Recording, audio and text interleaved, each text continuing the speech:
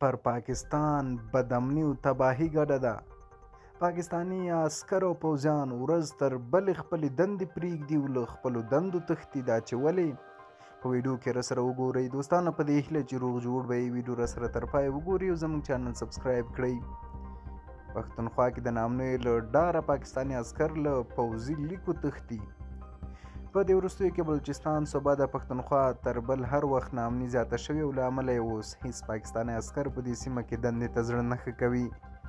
د پښتونخوا راپورونه دا دی چې په دې صوبه کې د پوځ او په تیره د پولیسو لیکو کې د دندې څخه د تېښتې پیښې زیاتې شوي. معلومات ښیي چې د دې پیښو اصلي لامل چې پښتونخوا او نورو سیمو کې د نامنیو پیښې زیاتې شوي دي. په دې وروستیو کې ټي ټي پي او بلوچ ملتپالو پر پاکستاني عسکرو قیامت جوړ کړی او لسګونو څخه زیاتې تر اوسه هلاک کړي دي. ځکه نو له همدې امله چې اوس پوځیان تېښته کوي. د نن تازه خبر دا دی چې له ټي ټي پي سره د پاکستان خبرې یو ځل بیا ناکامه شوې. پاکستان کوښښ وکړ چې د افغان طالبانو په واسطه له ټي ټي پي سره د سولې خبرو پیل وکړي، ولې یو ځل پر یوه میاشت شوربند او بل ځل همداسې پر مخ ناکامه پاتې شو چې اوس د دې ډلې له لوري خونړی حالت دی او هره ورځ پاکستاني عسکر په نښه او له منځه وړل کېږي. پاکستان ادعا لري چې د افغان طالبانو له بریا وروسته د دوی پر عسکرو تر ولکه پښتونخوا او بلوچستان کې سخت مرګوني بریدونه پیل شوي.